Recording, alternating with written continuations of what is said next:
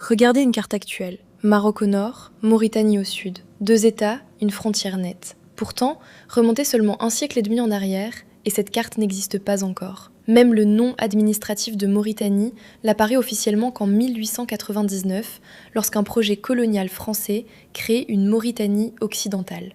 Avant cela, cet immense espace saharien est notamment connu sous le nom de Bilad Shinkit, le pays de Chinguetti. On y trouve des émirats, des tribus, des savants, des caravanes et des liens anciens avec le Maroc. Au XVIIe et XVIIIe siècle, les interventions du pouvoir chérifien marocain sont documentées dans cet espace. Au début du XVIIIe siècle, l'émir du Trarza, Ali Chandora, se rend jusqu'à la cour du sultan Moulay Ismaïl à Meknès. Il sollicite son soutien et reçoit du souverain une investiture, ainsi que des hommes et des subsides pour renforcer son autorité. Les relations marocaines concernent également l'Adrar, le Tagan, Chinguetti et Tichit.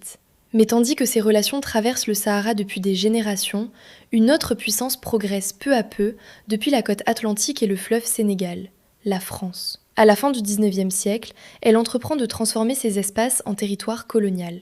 En 1899, Xavier Coppolani propose de les regrouper sous une nouvelle construction administrative, la Mauritanie occidentale. En 1904, elle devient un territoire civil français. En 1920, une colonie autonome de l'Afrique occidentale.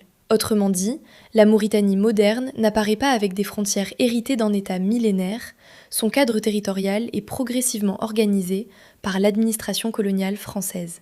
Et la résistance à cette avancée nous ramène une nouvelle fois au Maroc. En 1905 à 1906, Cheikh Ma El Aynin sollicite l'appui du sultan Moulay Abdelaziz. Celui-ci envoie dans le Sahara une délégation militaire dirigée par son cousin, Moulay Idriss Ben Abderrahman, membre de la famille alaouite, afin de soutenir la résistance face à la progression française dans l'Adrar et le Tagan.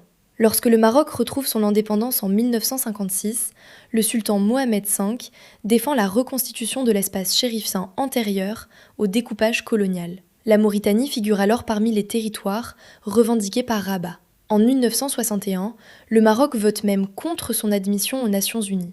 Le rapprochement interviendra ensuite sous le roi Hassan II, en 1969 avec Mokhtar Ould Daddah, puis en 1970 avec l'établissement des relations diplomatiques. Alors l'histoire entre le Maroc et la Mauritanie ne commence certainement pas avec une frontière moderne tracée dans le désert. Bien avant les États actuels, il existait des routes, des tribus, des liens politiques, des interventions du pouvoir chérifien, et un espace saharien beaucoup plus connecté que ne le suggèrent les cartes d'aujourd'hui. Et cette histoire nous conduit naturellement vers notre prochaine étape.